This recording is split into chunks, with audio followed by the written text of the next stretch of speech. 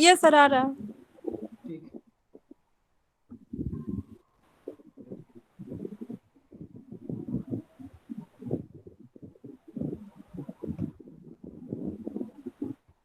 So good morning to all. Good morning sir. Good morning, बेटा. Good morning. हाँ, good morning, बेटा. So in continuation with our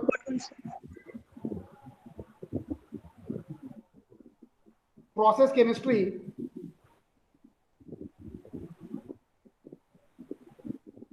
today I discuss here in this lecture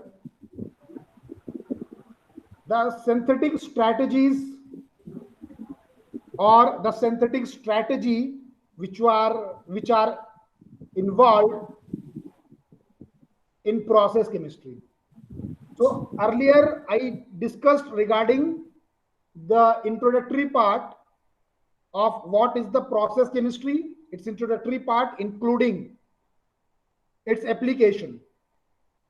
Now today I discuss here the synthetic strategy which is involved in the process chemistry.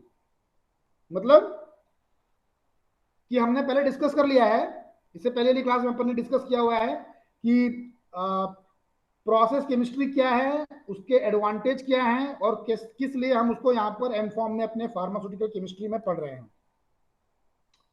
उसके हम लोगों ने advantage discuss कर लिए हैं और उसका एक जनरलाइजेशन कंसेप्ट, एक जनरल कंसेप्ट को भी हमने वहां पर डिस्कस किया हुआ है। आज मैं डिस्कस करूंगा जो सिंथेटिक स्ट्रेटेजी है, हम लोग प्रोसेस केमिस्ट्री में किस तरह की सिंथेटिक स्ट्रेटेजी को अपनाते हुए सिंथेसिस को आगे लेके जाते हैं, या हम किस तरह की सिंथेटिक स्ट्रेटेजी को अपनाएं और अपनाने के बाद में हम एक बेहतर मॉलिक्यूल को सिंथेसाइज कर पाए या एक बेहतर तरीके से मॉलिक्यूल को सिंथेसाइज कर पाए। दोनों ही चीजें सही हैं, बेहतर मॉलिक्यूल को बनाना और बेहतर तरीके से मॉलिक्यूल को बनाना, दोनों ही चीजें सही हैं और दोनों ही चीजें अलग हैं। और ये both these thing how a better molecule can synthesized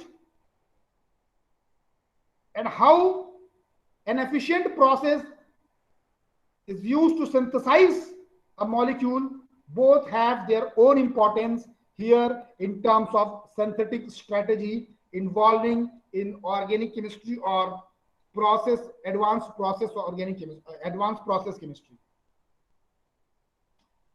So सबसे पहली चीज आती है भाई सिंथेटिक स्ट्रेटेजी क्या है। तो सिंथेटिक स्ट्रेटेजी की देखिए डेफिनेशन आपके सामने आ रही है और एज पर इट्स डेफिनेशन मैंने बहुत सिंपल डेफिनेशन लिखी है यहाँ पे। सिंथेटिक स्ट्रेटेजी क्या है? Synthetic strategy is an art, it is an art, एक कला है। It is an art to build desirable organic molecule efficiently. मेरी आवाज आ रही है अब तक? कोई प्रॉब्लम नहीं है मेरी आवाज में? नो सर, आ रही है। ठीक। तो सिंथेटिक स्ट्रेटेजी क्या है? Synthetic strategy is an art to build desirable organic molecules efficiently. मतलब जो सिंथेटिक स्ट्रेटेजी है वो अपने आप में एक आर्ट है, एक कला है, जिसका हम इस्तेमाल क्यों कर रहे हैं? बिल्ड करने के लिए। क्या बिल्ड करने के लिए? कुछ ऐसे ऑर्गेनिक मॉलिक्यूल को बिल्ड करने की हम कोशिश कर रहे हैं जो क्या है? डिजायरेबल हैं, जो डिजायर्ड हैं या जिनकी रिक्वायरमेंट है। और कैसे हम लोग उसको बिल्ड कर रहे हैं? एफिशिएंटली बिल्ड कर रहे हैं, एफिशिएंटली बना रहे हैं। This is what a synthetic strategy is. तो synthetic strategy is an art for making or for building the organic molecules efficiently which are under the interest.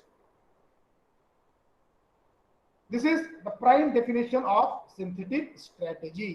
ये प्रोसेस है और इस प्रोसेस में बहुत सारी चीजें आ जाती हैं। जब आप सिंथेटिक स्ट्रेटेजी की बात कर रहे हैं तो सिंथेटिक स्ट्रेटेजी में बहुत सारी चीजें आ जाती हैं कि आप किस तरीके से अपने जो डिजायरेबल मॉलिक्यूल है उसको आप सिंथेसाइज करें। और इसको हम लोगों ने कुछ हद तक या कई एक जगह पे आप देखिए तो मैंने इसको पिछले वाले लेक्चर में भी इसको डिस्कस किया हुआ है कि हम लोग एडवांस प्रोसेस केमिस्ट्री में हो या एडवांस प्रोसेस केमिस्ट्री का इस्तेमाल करते हुए किस तरह से नया ड्रग का मॉलिक्यूल बना सकते हैं या किस तरह से हम लोग अल्टीमेटली कोई हमारे पास में कोई प्रोसेस है जो छोटे स्केल पे है उसको हम बड़े स्केल पे या बड़े पैमाने पर लागू कर सकते हैं। तो इस सिंथेटिक स्ट्रेटेजी की जरूरत क्या है? Why we are requiring this synthetic strategy? Why we are requiring? So let us see our next slide कि रिक्वायरमेंट क्या है सिंथेटिक स्ट्रेटेजी का, ये एप्लीकेशन क्या है सिंथेटिक स्ट्रेटेजी का, ये हम लोग देखते हैं यहाँ पे। तो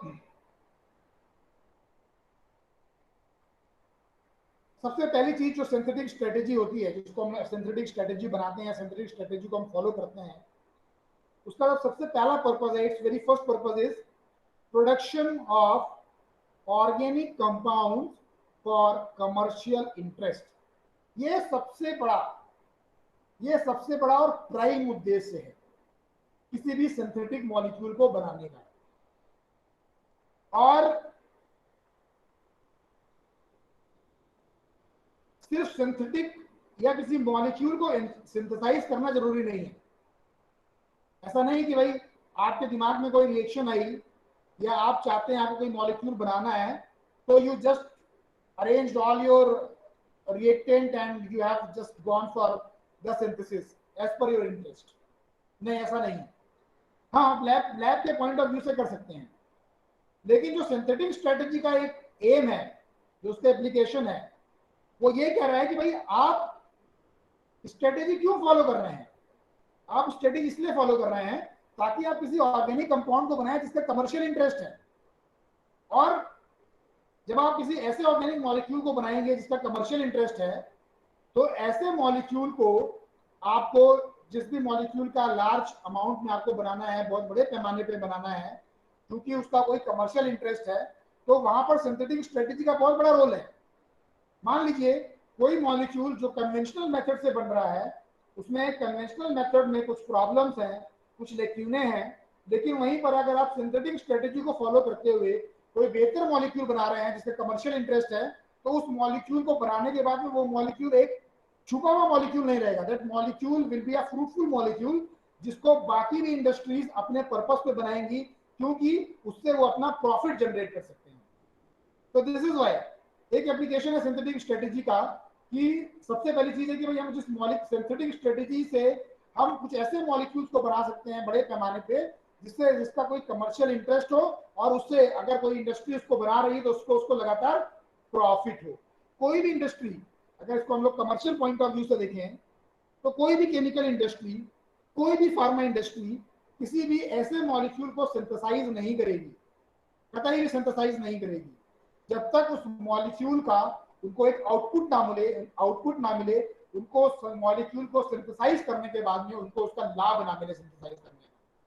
ये बहुत आम सी चीज मैं आपसे बता रहा हूँ, बहुत सिंपल चीज बता रहा हूँ। Any industry irrespective of its field, वो किसी भी चीज को सिंथेसाइज कर रहा है, बना रहा है, वो अपने प्रोडक्ट को तब तक नहीं बनाएगा जब तक उसको उसके प्रोडक्ट से कोई फायदा ना पहुंचे।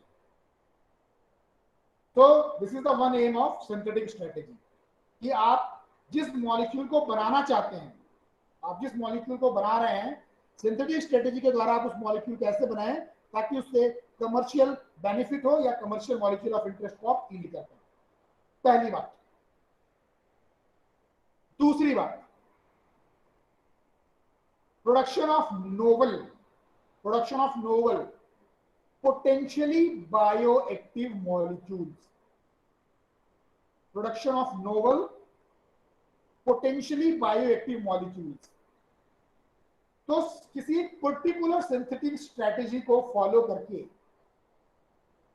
आप क्या कर सकते हैं, आप बना सकते हैं किसी नए ऑर्गेनिक मॉलिक्यूल को, इररिस्पेक्टिव ऑफ इट्स साइज, चाहे वो हो सकता है स्मॉल ऑर्गेनिक मॉलिक्यूल हो सकता है कि वो मॉलिक्यूल लार्ज ऑर्गेनिक मॉलिक्यूल हो, कोई नया मॉलिक्यूल, और उसके साथ साथ वो एक पोटेंशियल बायोएक्टिव मॉलिक्यूल हो। पोटेंशियल बायोएक्टिव मॉलिक्यूल मतलब what is potentially bioactive molecule, तो बताएगा। पोटेंशियली बायोएक्टिव मॉलिक्यूल का मतलब है ऐसा मॉलिक्यूल जिसकी कोई ना कोई बेहतर बायोलॉजिकल एक्टिविटी हो, ऐसा मॉलिक्यूल जिसकी कोई ना कोई बेहतर बायोलॉजिकल एक्टिविटी हो। तो आप इस सिंथेटिक स्ट्रेटेजी को फॉलो करते हुए, आप इस सिंथेटिक मेथड को या किसी नोवल सिंथेटिक स्ट्रेटेजी को फॉलो करते हुए आप किसी एक ऐसे नए मॉलिक्यूल को बना सकते हैं जो मॉलिक्यूल ये अपने आप में जिसके पास में कोई पोटेंसी हो, कोई किसी टारगेट के अगेंस्ट में या किसी पर्टिकुलर डिजीज के अगेंस्ट में आप उसका इस्तेमाल कर सकते हैं।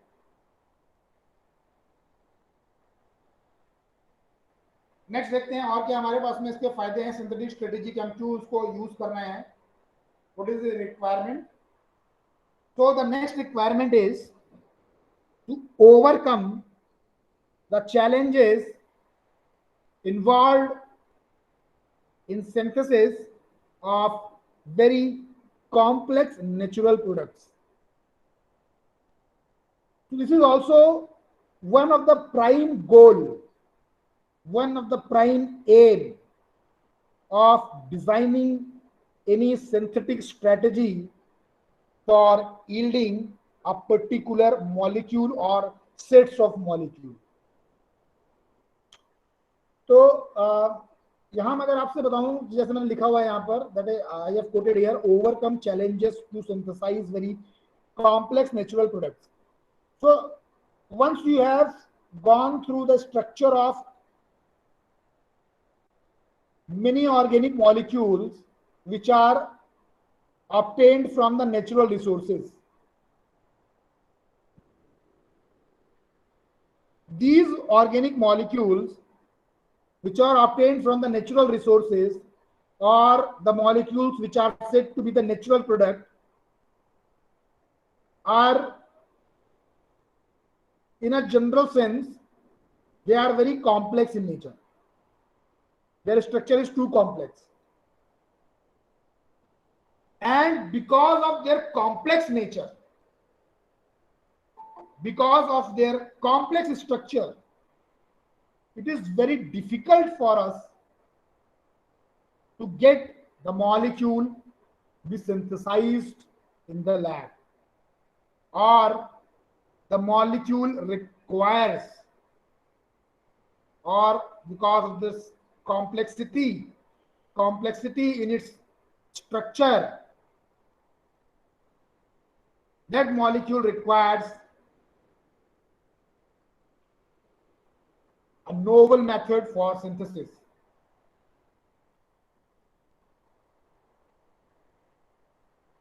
So here in such a case, for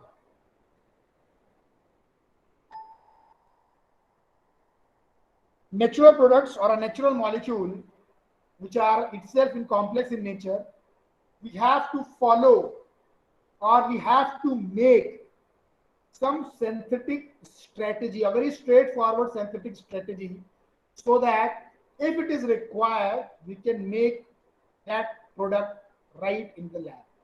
देखिए, जो नेचुरल प्रोडक्ट्स हैं, अगर आप उनके स्ट्रक्चर को देखिएगा, जब आप उनके स्ट्रक्चर को देखिएगा तो आप देखेंगे कि उनका स्ट्रक्चर बहुत अमूमन आसान नहीं होता, बहुत सिंपल स्ट्रक्चर नहीं होता है.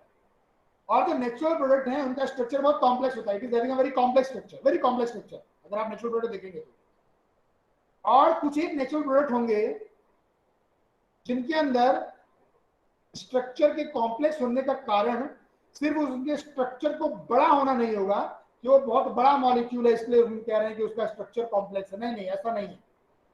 हाँ, ये जरूर है, कुछ मॉलिक्यूल में हो सकता है कि उसका स्ट्रक्चर बड़ा है इसलिए हम कह रहे हैं वो कॉम्प्लेक्स है.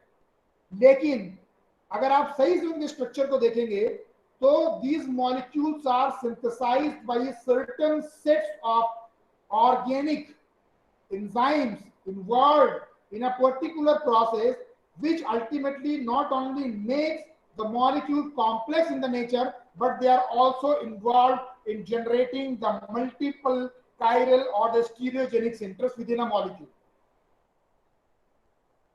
And this generation of such complex stereochemistries, generation of such complex stereochemical entity, this makes such natural products more complex in the nature. And hence, synthesis of such natural products which are having a very complex structure, a very tedious structure, is more challenging job. It is a very more challenging job when that molecule is synthesized right in the lab. देखिए, जब हम किसी molecule को lab में बना रहे हैं, once we are synthesizing in the lab, we require certain chemicals, we require certain set of reaction, और जो केमिकल्स या सेट ऑफ रिएक्शन जो प्लांट अपने अंदर खुद अपने मेटाबॉलिक पाथवे के थ्रू कर रहा है, फिजियोलॉजिक पाथवे के थ्रू कर रहा है, उसको लैब में मेंटेन कर पाना आसान काम नहीं है।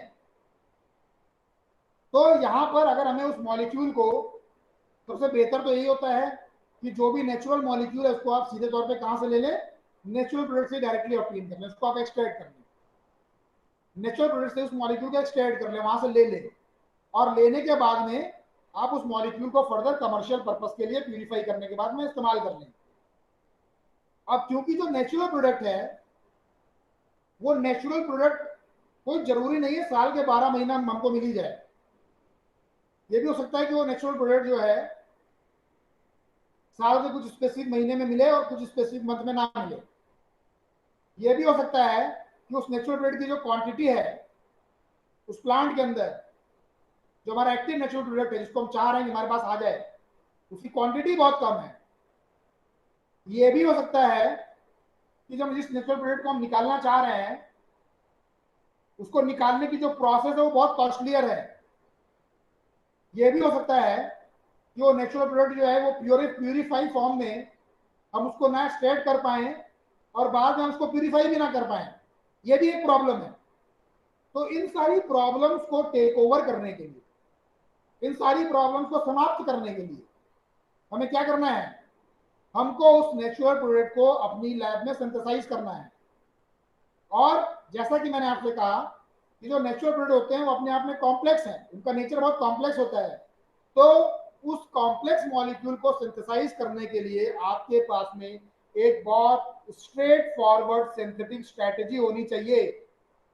जब आपके पास में एक स्ट्रेट फॉरवर्ड सिंथेटिक स्ट्रेटेजी होगी तभी आप उस मॉलिक्यूल को सही तरीके से सही मात्रा में अपनी लैब में सिंथेसाइज कर पाएंगे। तो ये सिंथेटिक स्ट्रेटेजी का काम है।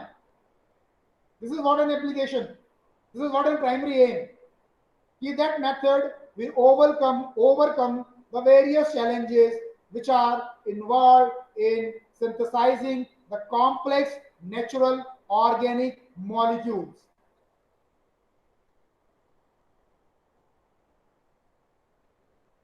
Now the next thing, or the next application which has to be considered while designing a synthetic strategy is to search for certain new method of synthesis.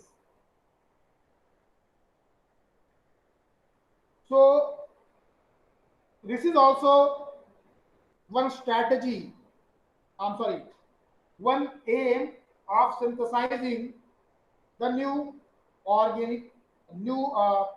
methods for synthesis of organic entities. तो आप इसमें अगर मैं exemplify करूं new method of organic synthesis में, तो आपने बहुत सारी नेम रिएक्शंस के बारे में सुना होगा, जैसे Claisen condensation, Michael's addition, then Woods reaction.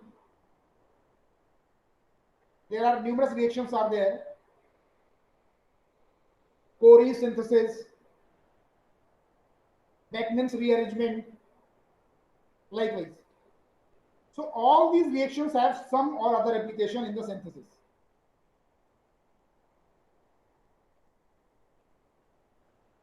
And each of these reactions, these name reactions, are ultimately be able to produce or ultimately be able to generate the molecule as desired by the chemist. However, as these methods follows a particular systematic synthetic protocol, and hence they do have one or other lacunae. So there is a continuous chance, there is a very continuous chance that these methods should be modified, and usually the chemists do the best to modify the name reaction so that whatever the lacunae so associated with them is ruled out, is to be figured out, and suitable outcome or the measures can be taken. So here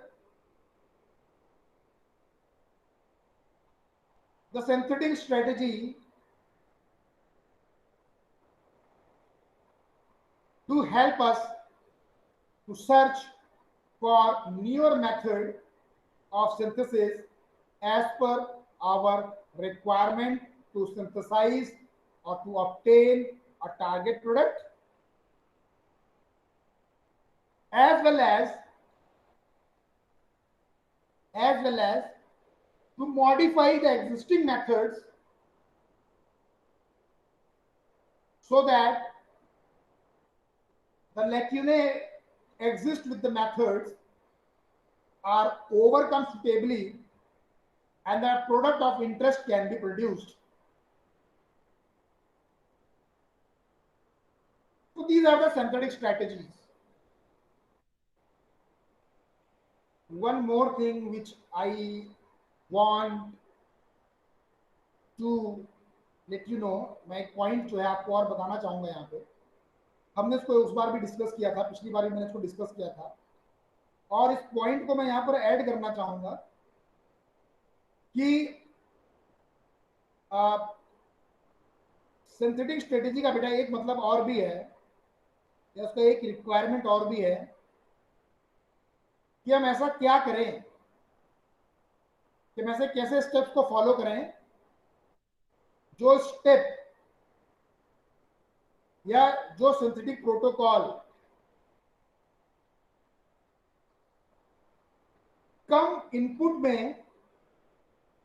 कम से कम input में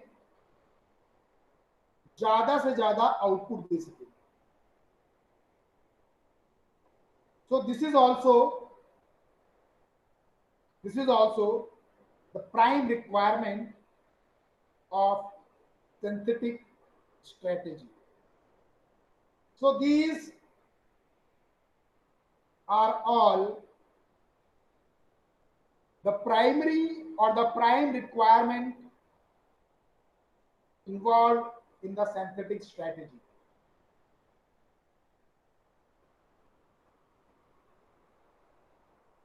यहां तक किसी को कुछ पूछना है बेटा?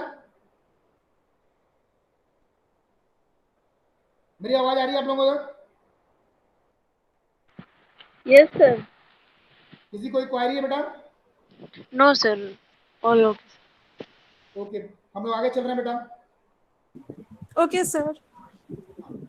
देखिए मैंने यहाँ पर एक रिप्रेजेंटेशन बनाया हुआ है आप लोगों को समझने के लिए कि हम लोग ऑर्गेनिक केमिस्ट्री में मॉलिक्यूल कैसे सिंथेसाइज कर रहे हैं. देखिए मैंने आप 3 रिप्रेजेंटेशन बनाए. एक रिप्रेजेंटेशन ये रहा, आपकी स्क्रीन पे होगा. दूसरा रिप्रेजेंटेशन ये है, और तीसरा रिप्रेजेंटेशन ये है. तीनों दिखे आप लोगों को? No, sir. Presentation नहीं दिख रहा है. मैं स्लाइड चेंज कर रहा हूँ, नहीं दिख रहा है? No, sir. No, sir. अच्छा एक मिनट. Yes, sir. अब दिख रहा था. दिखा?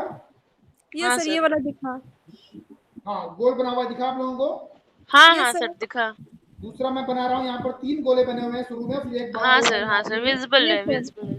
ठीक है. तीसरा रिप्रेजेंटेशन दिखा रहा हूँ, यहाँ पर एक गोला बना हुआ है, एक स्क्वायर बना हुआ है, फिर एक सर्कल और Square, स्क्वायर yes, बना हुआ है. Yes, sir. ठीक. तो इन रिप्रेजेंटेशन को देखिए. ये रिप्रेजेंटेशन आपको देखने में एक सिंपल फिगर लग रहा होगा जिसमें एक सर्कल बना हुआ है, स्मॉल सर्कल है, फिर बिग सर्कल है पहले वाले में. दूसरे वाले में 3 स्मॉल सर्कल हैं और एक ओवल है. ध्यान से देखिएगा, नीचे वाला जो मॉलिक्यूल है वो ओवल है, आपको दिख रहा है? Yes, sir. ऊपर के मॉलिक्यूल सर्कल है. दिख रहे हैं? Circle, yes sir.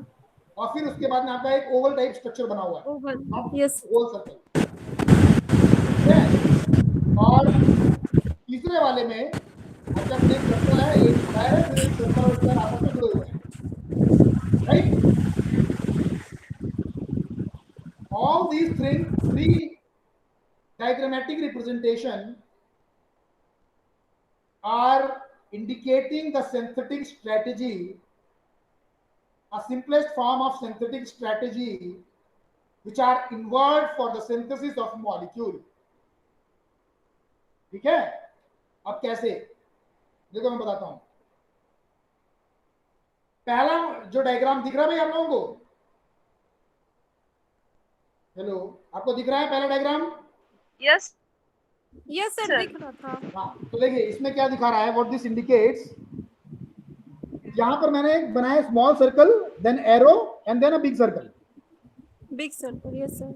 So this is the normal dimension or a normal prospect of general organic chemistry synthetic procedure. आपने क्या किया, आपको कोई मॉलिक्यूल बनाना है, this is the target molecule, this big circle is the target molecule. मैं cursor घुमा रहा हूं, दिख रहा होगा ना कर्सर? तो यस सर, कर्सर दिख रहा है ना, मैं घुमा रहा हूं तो? यस सर, दिख रहा है। ठीक, ये आपका टारगेट मॉलिक्यूल है बड़ा वाला, और ये आपका रिएक्टेंट है, ठीक है। और दिस एरो इंडिकेट्स कि you are converting, there is a conversion of reactant into the product. तो एक स्ट्रेटजी ये हो गई कि आपको कोई मॉलिक्यूल बनाना है, टारगेट मॉलिक्यूल बनाना है, और उस टारगेट मॉलिक्यूल को बनाने के लिए आपको स्मॉल बिल्डिंग ब्लॉक्स लेने हैं और उनको जोड़ देना है, जहां पर स्मॉल बिल्डिंग ब्लॉक्स जो हैं वो एक ही तरह के हैं, ठीक है। एक ही तरह के बिल्डिंग ब्लॉक्स को आप जोड़ के बड़ा टारगेट मॉलिक्यूल बना रहे हैं।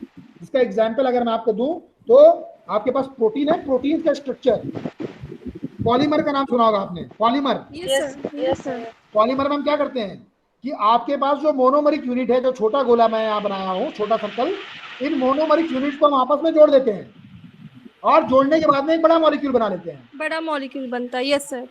ठीक है। तो this Yes, is sir. The one synthetic strategy कि हम यहाँ पर क्या कर रहे हैं, हमको एक बड़ा मॉलिक्यूल बनाना है, और उस बड़े मॉलिक्यूल को बनाने के लिए हमने छोटे मॉलिक्यूल को लिया और उन छोटे मॉलिक्यूल को आपस में एक सिंथेटिक प्रोसीजर का इस्तेमाल करते हुए जोड़ दिया, और जोड़ने के बाद में एक बड़ा मॉलिक्यूल बना लिया, ठीक है। This Yes, is the sir. First, this is the one method for making a big molecule from smaller organic molecule. So we are here, we are producing, we are making a bigger molecule by condensating, by condensing smaller molecule, ठीक, जिनको कि एक ही तरह के हैं, और we can say they are structurally alike, or they are chemically alike, or we can say they are the monomer if in case we are synthesizing any polymer, ठीक। This is the one strategy. अगली strategy देखते हैं। ये slide change कर दिया आप लोगों ने, स्लाइड चेंज हो गई? Yes sir. ठीक ठीक बेटा, ठीक। तो this is the next strategy. अब देखिए यहां पर क्या है, again we are synthesizing a bigger molecule, target molecule, this is the target molecule which we want to synthesize. हमने क्या किया, यहां पर अलग अलग रिएक्टेंट्स को लिया, एक छोटा रिएक्टेंट, एक से बड़ा रिएक्टेंट, एंड एक ओवल वाला रिएक्टेंट। छोटा रिएक्टेंट छोटा सर्कल, बड़ा रिएक्टेंट का मॉलिक्यूल बड़ा रिएक्टेंट, और then we have taken circle oval molecule which is also be a reactant और an attacking species, it can be, और a reagent. So here what we have done, again we expose these molecule to again a particular synthetic protocol or a synthetic procedure, and we formed and we produced what we produced a bigger molecule or a target molecule or a bigger molecule, आप कुछ भी कह सकते हैं, कि आपने अलग अलग तरह के मॉलिक्यूल्स का इस्तेमाल करते हुए आपने एक बड़ा मॉलिक्यूल बनाया या टारगेट मॉलिक्यूल बनाया, right. So this is another form of synthetic strategy. These all are the strategies which we are involving, or these all are the form of how we are making a target molecule by a particular set of reaction or by following a particular pathway of reaction, right? समझ में आ रहा भाई? Yes, sir. Yes sir. Next देखते हैं, next देखिए, next slide देखिए, मैंने slide change कर दी है। यहां हमने क्या किया, दो अलग अलग रिएक्टेंट्स लिए जिनका नेचर एक दूसरे से एकदम अलग है, एकदम अलग है। और यहां पर हमको एक ऐसा मॉलिक्यूल बनाना है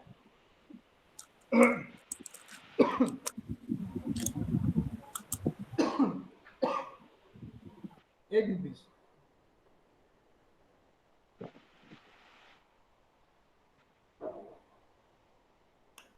हमको यहां एक ऐसा मॉलिक्यूल बनाना है जो क्या करे कि इन दोनों मॉलिक्यूल्स को आपस में ज्वाइन कर दे और ये मॉलिक्यूल अपनी कैरेक्टरिस्टिक, जो अलग अलग मॉलिक्यूल ज्वाइन हो रहे हैं, वो अपनी पूरी तरीके से अपनी कैरेक्टरिस्टिक को मेंटेन कर पाए वेरेवर रिक्वायर्ड। तो वहां पर हम एक अलग तरह के सिंथेटिक प्रोसीजर को फॉलो करेंगे। तो डिपेंड करता है, जो मैंने आपको अपनी 3 स्लाइड्स दिखाई हैं, कि आप किस तरह के मॉलिक्यूल को डिजाइन कर रहे हैं, आप किस तरह का टारगेट मॉलिक्यूल को डिजाइन कर रहे हैं। उस टारगेट मॉलिक्यूल के अनुसार क्या आपने अपने मॉलिक्यूल्स को सटीकता के साथ में बनाया या फिर नहीं बनाया। और अगर आपने बनाया उस सिंथेटिक स्ट्रेटेजी का इस्तेमाल करते हुए, तो क्या वो मॉलिक्यूल फिजिकली फिजिबल है कि हम उसको लार्ज स्केल में सिंथेसाइज कर सकते हैं या फिर नहीं कर सकते हैं। So these are the 3 depictions which indicates whether you are able to produce your molecule as per your requirement for its further usage.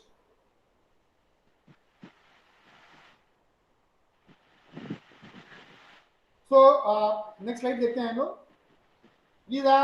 This slide indicates steps in the synthesis. Steps in the synthesis. Yes sir. अब आप लोगों को मालूम होगा, एक भी किसी भी हम जब कंपाउंड को सिंथेसाइज करते हैं लैब के अंदर, आप लोगों ने सिंथेसाइज किए होंगे अपने बी फॉर्म में। Once we are synthesizing, there are different steps are involved, and synthetic procedures are the best to perform. They are the very interesting procedures. अगर आप अपनी सिंथेसिस देखिए, जो आपने सिंथेसिस को इंड्यूस किया है लैब में, अगर आप उसको देखेंगे, आप उसको स्टडी करेंगे, तो it is a very interesting topic to see how the molecules, how the reactant molecules are converting into the product. आप उनका फिजिकली जो सिंथेसिस धीरे धीरे होती हैं, उसको तो डिफाइन करना बहुत मुश्किल है, लेकिन जहां पर जो सिंथेसिस आपका बहुत फास्ट चलती हैं, बहुत फास्ट होती हैं, जो आधे घंटे में या 1 घंटे में या 20 मिनट में कंप्लीट हो रही हैं, वहां पर उन सिंथेसिस को अपनी आंखों से देखना, उन सिंथेसिस में रिएक्टेंट को अपने प्रोडक्ट में कन्वर्ट होने के होते देखना is a very interesting task. तो जो भी स्टेप इन्वॉल्व होते हैं सिंथेसिस में, वो स्टेप इसके ऊपर डिपेंड करते हैं, किस पर डिपेंड करेंगे, टारगेट मॉलिक्यूल के ऊपर। जितने भी स्टेप लगे हुए हैं, जितने भी स्टेप इन्वॉल्व हैं किसी मॉलिक्यूल को डिजाइन करने के लिए, वो स्टेप डिपेंड करेगा कि आप किस तरह के टारगेट मॉलिक्यूल को बनाना चाहते हैं। तो डिपेंडिंग कि आपका टारगेट मॉलिक्यूल किस तरह का है, उसका स्ट्रक्चर क्या है, उसके अनुसार आप टारगेट मॉलिक्यूल को बनाएंगे, यील्ड करेंगे, बनाएंगे। सॉरी स्टेप्स को डिजाइन करेंगे। तो देखिए कुछ स्टेप्स हैं जो जनरल है। सबसे पहली चीज, if you want to go for synthesis, the very first thing what you required certain reactants। आपको कुछ रिएक्टेंट्स को सिलेक्ट करना पड़ेगा, and this selection of reactants, whatever you are selecting, अगर आप सही से देखिए तो these reactants are ultimately be the part of your product।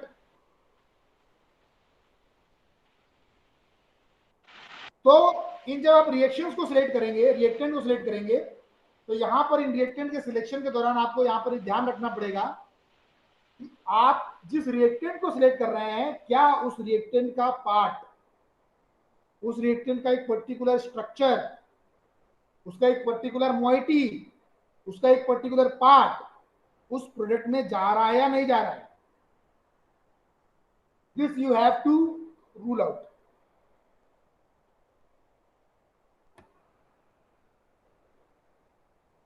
Then second thing is you will select some certain reagent.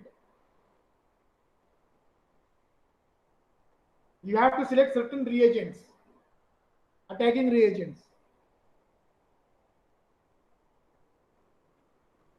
So here, once you have selected your reactants which have to be involved in the reaction, then you have to select the attacking reagents. And this selection of attacking reagent is further depends upon what strategy you are selecting or which pathway you have to proceed, or you want your reaction to be get proceed further, or how you want your reactant should be get reacted in a particular chemical reaction.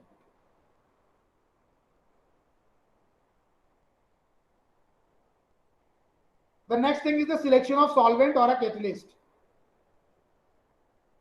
So they also be sometimes be included in the reagent itself,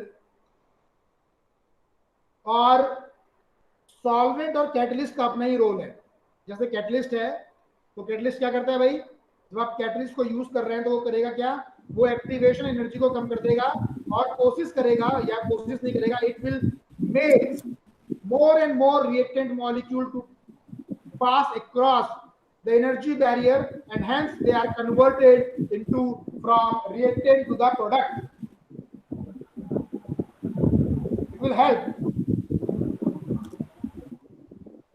So here itself the catalyst and the solvent have their own important crucial role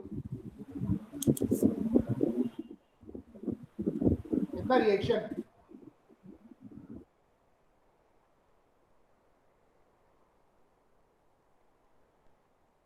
Now, what is the role of solvent? The role of solvent here is to dissolve not only the reactant but also to the attacking reagent, so that these reactants and reagent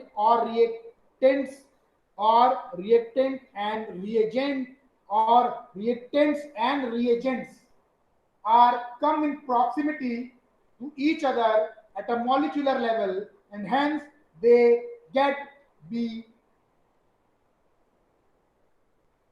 react or bound together, so that whatever the desired product you want to produce, you are able to produce. Afterward, what you will do while you are framing any synthesis, you have to select a particular reaction condition, and this reaction condition, selection of reaction condition is very important. And if anyhow what if you are unable to select the reaction condition, you are unable to proceed with the reaction, or you are unable to form a particular product. फिर अब आपकी reaction अगर हो रही है तो उसकी monitoring जरूरी है. मॉनिटरिंग मतलब आप रिएक्शन को एनालाइज कर रहे हैं कि आपका प्रोडक्ट बन रहा है या आपका प्रोडक्ट नहीं बन रहा है. This you are analysing. तो this is the monitoring of reaction, कि आपका जो रिएजेंट है क्या वो रिएजेंट डिसअपियर हो रहा है और साइमल्टेनियसली क्या प्रोडक्ट बन रहा है. This is what the monitoring of reaction. Monitoring of reaction. Afterwards जब आपका रिएक्शन हो गया तो आपको अपने प्रोडक्ट को सेपरेट करना है. You have to separate your product. After separation your product from the reaction vessel or from the reaction mixture, you have to purify it. Now this is a very technical task, purification. Very technical task, purification. Whatever the thing you have synthesized, you have to purify it. After purification, you have to assess the purity of your product. That I have synthesized the X product, I have synthesized Y product, I have synthesized Z product, and my product is 100% pure. My product is 90% pure. You have to justify this. You have to assess the purity. No byproduct is there. No left reactant is there. No left reagent is there. No part of catalyst is there. You have to assess the purity of your product.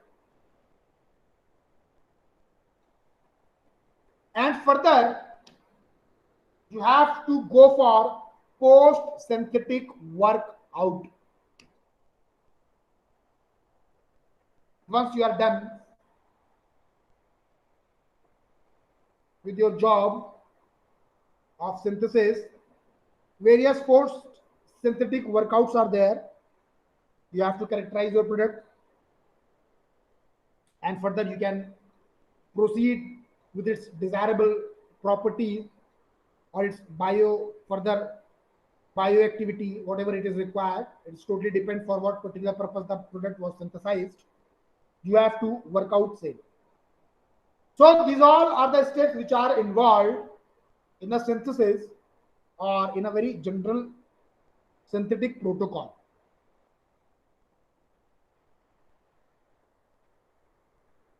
Now, if we are having any sort of problem in whatever the steps we have right now discussed, we have to go for an alternate pathway. We have to design an alternate pathway, so that, or we have to modify the pathway.